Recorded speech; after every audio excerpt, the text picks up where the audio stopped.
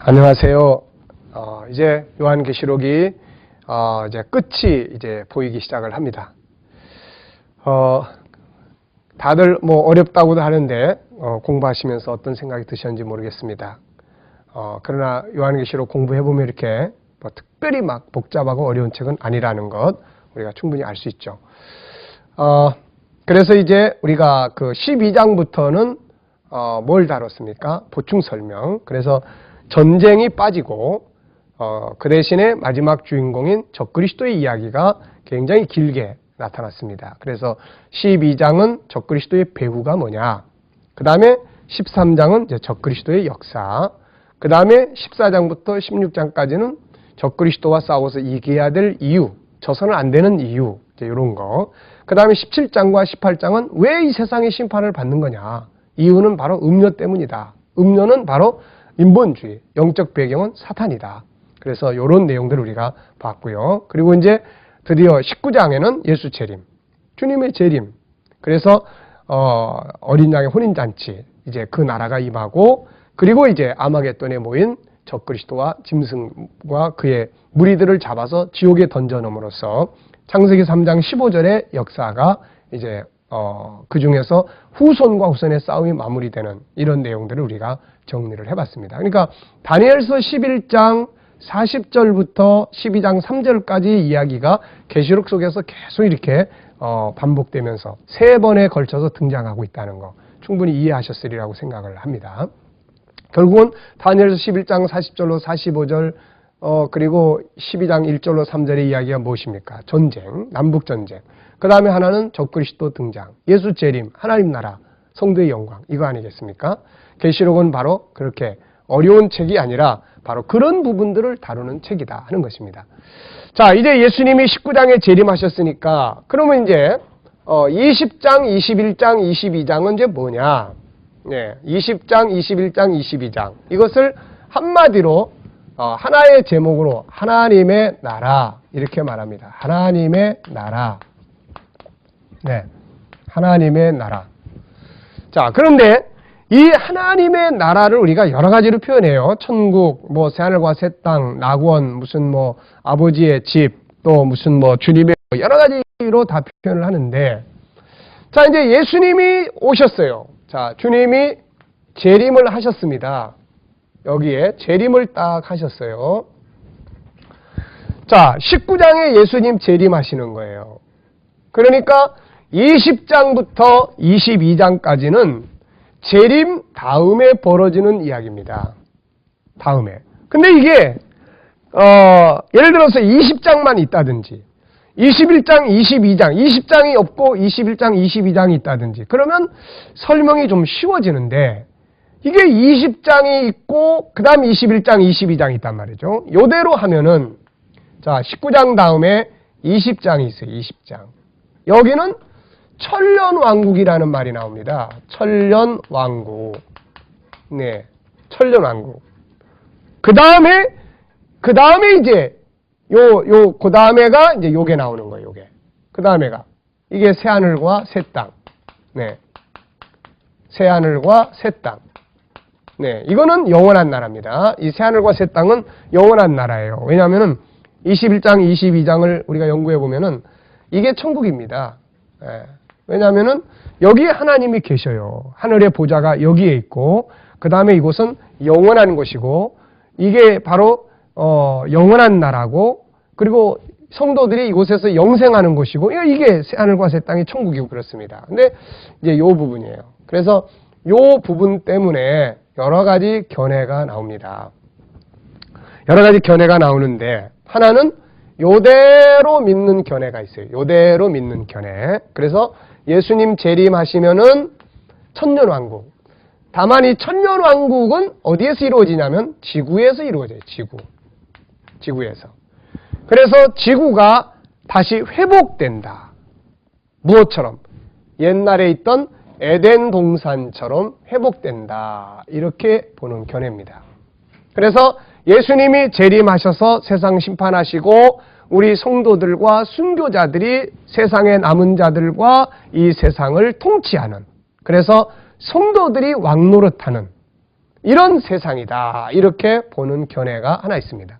그리고 난 다음에 1000년이 딱 지나고 나서 하늘에서 불이 내려서 이제 마귀는 1000년 동안 이제 무저갱에 갇혀 있다가 1000년이 차면 풀려서 안 믿었던 자기 백성들을 다시 미혹하죠. 그래서 성도들을 대적을 하다가 결국은 불이 내려서 심판을 받고 마귀 지옥에 들어가고 영원한 나라, 새하늘과 새 땅이 임하게 되는, 요렇게 보는 견해가 있어요. 이거를 가리켜서 뭐라고 말하느냐? 천년왕국 전에 예수님이 오신다. 그래서 천년설 이렇게 이야기해요. 천년설.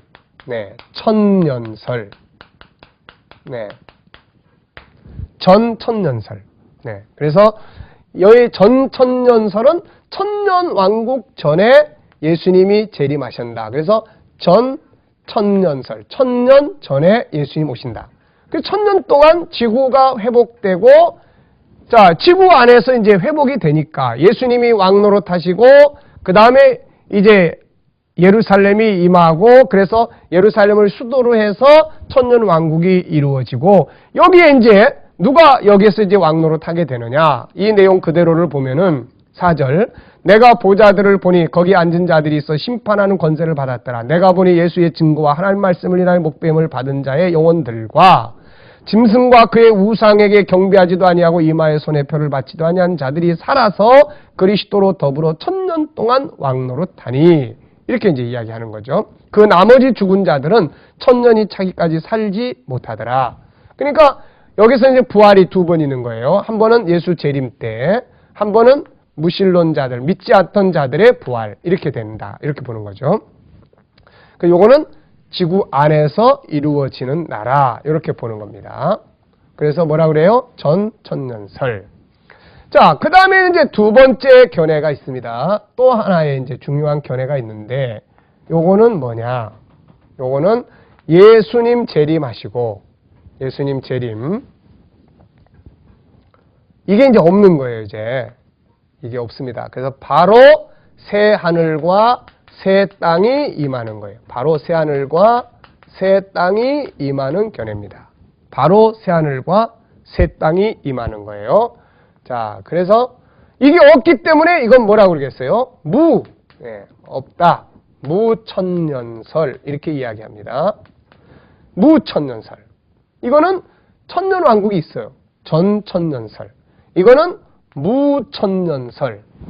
그러면 이제 여기는 이걸 어떻게 보느냐?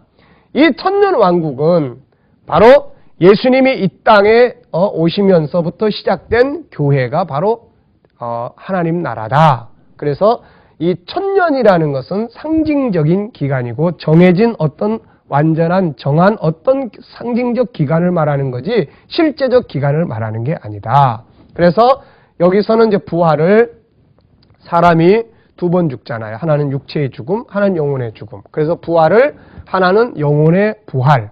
그러니까 우리가 예수 믿고 영접하고 성령으로 거듭나면 영적으로 우리가 이미 부활하잖아요. 영혼이 살지 않습니까? 그래서 하나님의 나라에 죽을 때 들어가는 것, 이것을 영혼의 부활, 첫째 부활. 그 다음에 둘째 부활은 바로 예수님 재림하실 때에 육체가 부활하는 이런 모습으로 이해를 하고 있습니다. 자, 그리고 이제 마귀가 이제 무저갱에 갇혔다. 이거는 하나님의 어떤 그 권한 아래 묶여있는 제한된 역사, 이렇게 보고 있습니다. 실제로 마귀는 하나님의 역사를 자기가 무제한적으로 일할 수 있는 게 아니죠. 그래서 우리가 철로역장을 보면은 기독교가 천성을 향해서 갈 때 가다 보니까는 앞에 사자가 으르릉 내리고 있는데 한 사람 막 돌아옵니다. 무서워가지고. 근데 거기 있는 사람이 오라고 그러는 거예요. 두려워하지 말라고. 왜냐하면 묶여 있으니까. 묶여 있는 사자. 바로 이런 형태다. 이렇게 보고 있습니다. 자, 이걸 가리켜서 그래서 무천년. 이거는 이제 다 이제 그런 숫자나 이런 거 다 상징적인 것이고, 그 다음에 새하늘과 새 땅 바로 들어가는 것이다. 이렇게 이제 보는 견해예요. 자, 여기에 또 하나가 있습니다. 또 하나가 있는데, 이거는 뭐냐? 예수님이 재림하시기 전에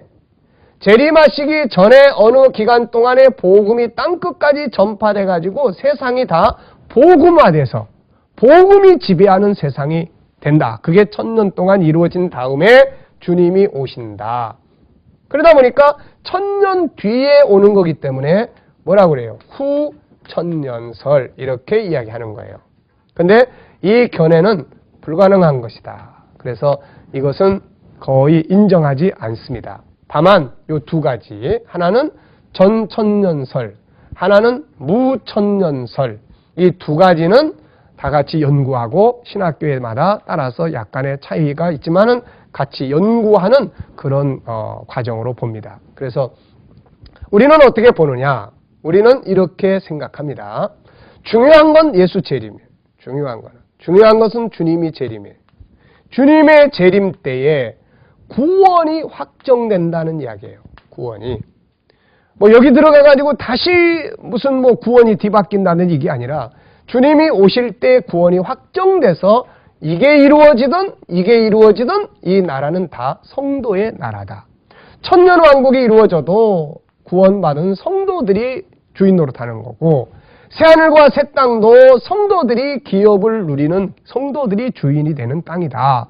주님이 왕이시지만 성도들도 왕 노릇하는 그런 나라다.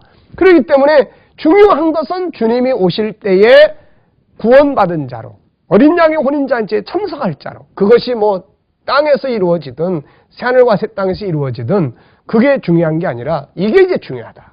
그럼 이제 우리는 주님을 만났어요. 주님께서 우리에게 묻습니다. 야, 우리 1000년 동안 지구에서 살다가 영원 세계로 갈래?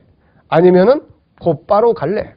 마치 신랑이 신부를 데리고 우리 이제 신혼여행 가야 되는데 어디 잠깐 들러서 거기서 며칠 있다가 갈래? 아니면 바로 갈래?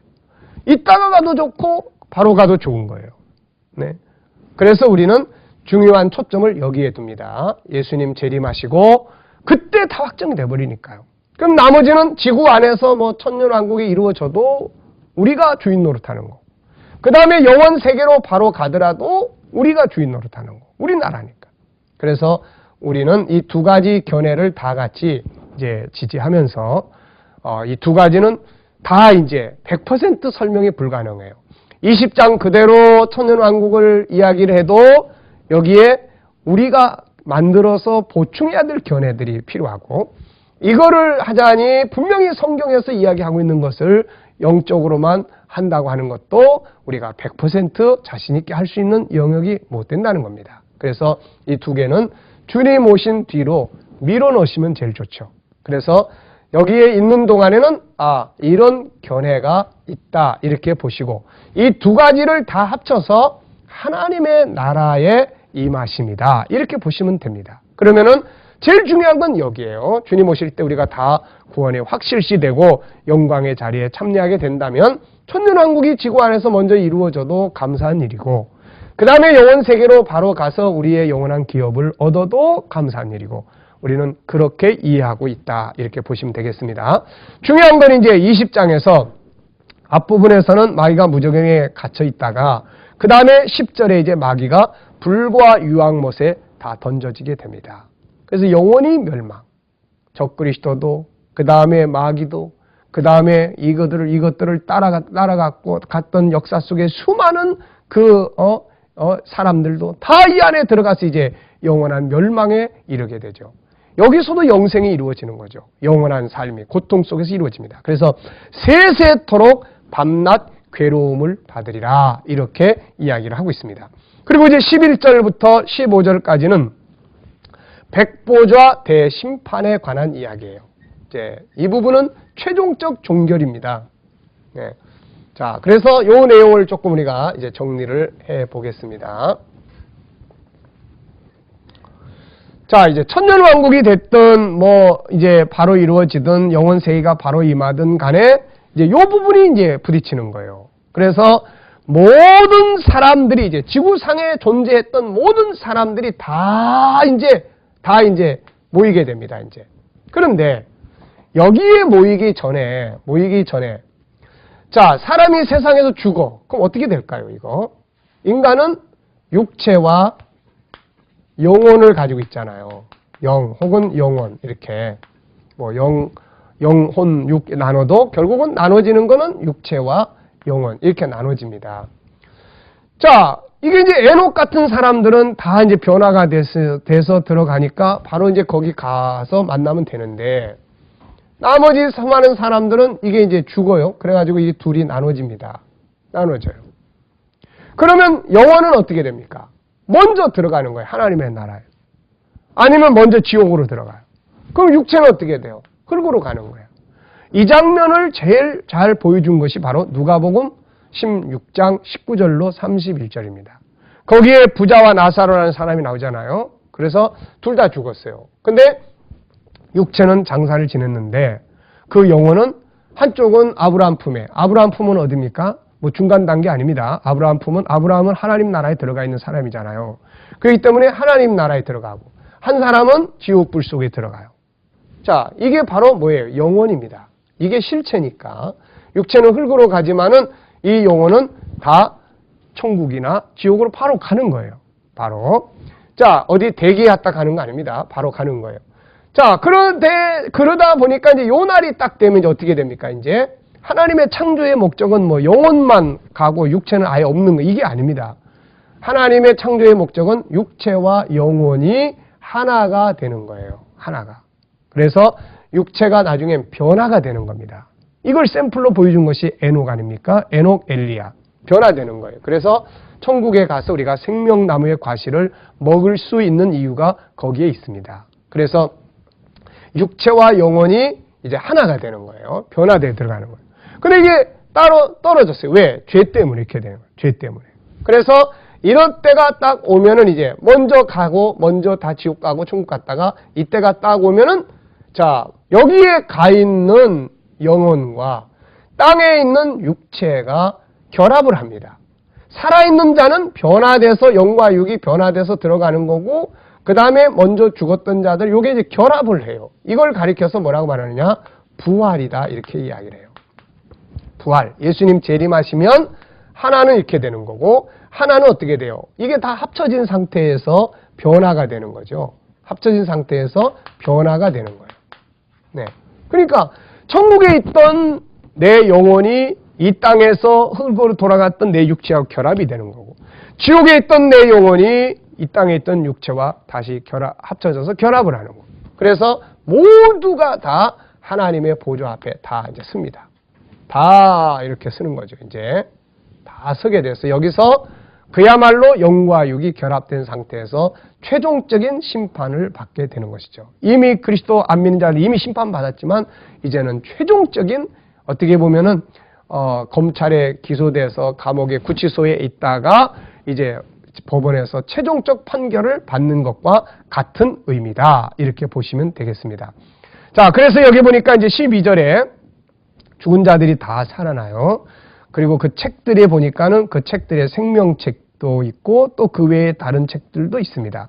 그래서 그 책들에 기록된 대로 다 행한 대로 심판을 받고 그 다음에 이제 뭐 죽음도 음부도 다 이제 불못에 던지고 다 없어져 버리고 그리고 이제 생명책에 기록되지 못한 자는 다 불못에 들어가고 그 다음에 21장, 22장에 생명책에 기록된 하나님의 백성들이 새로운 세계, 새하늘과 새 땅, 하나님의 나라를 기업으로 받게 되는 것입니다.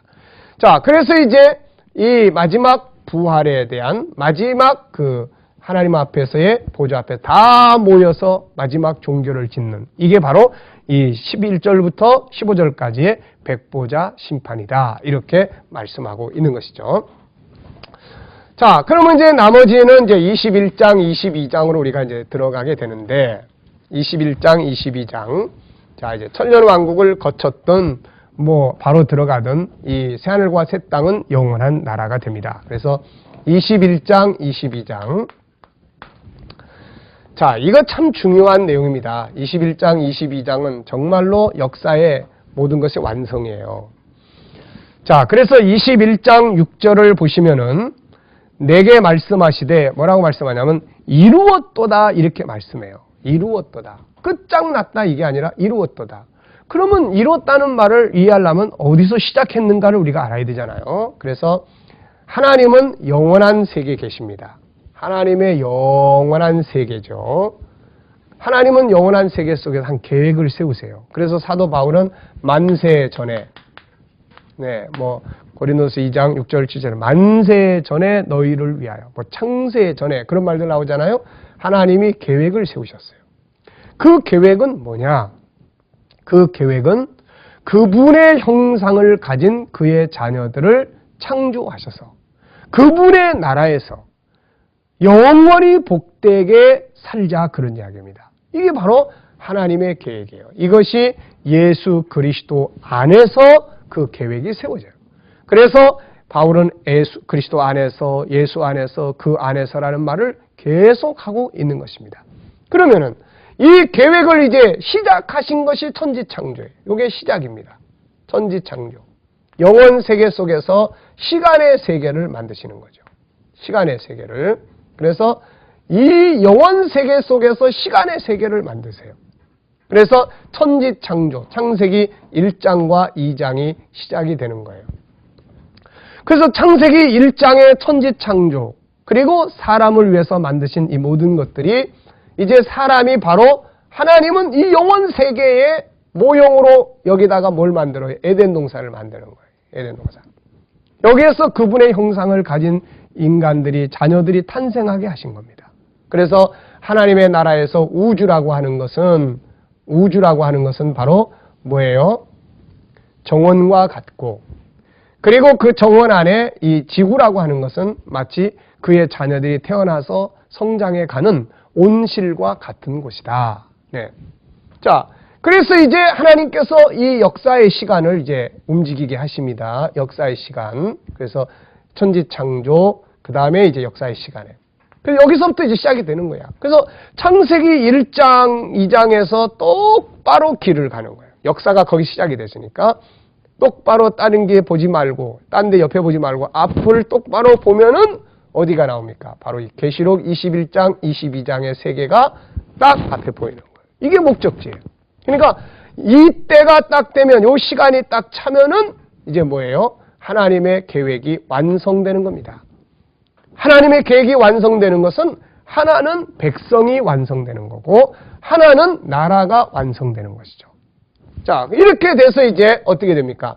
그동안에는 이게 하나, 둘, 3층천의 개념이지만은 이때가 되면은 요게 이제 다 이렇게 하늘이 사라지는 거죠. 이게 다 사라집니다.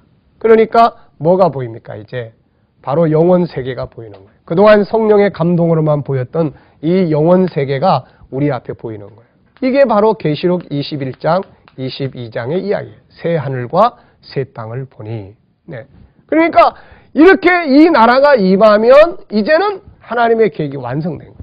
그래서 뭐라고 이야기하고 있어요? 바로 이루었도다. 아날파 오메가의 총관아중이다.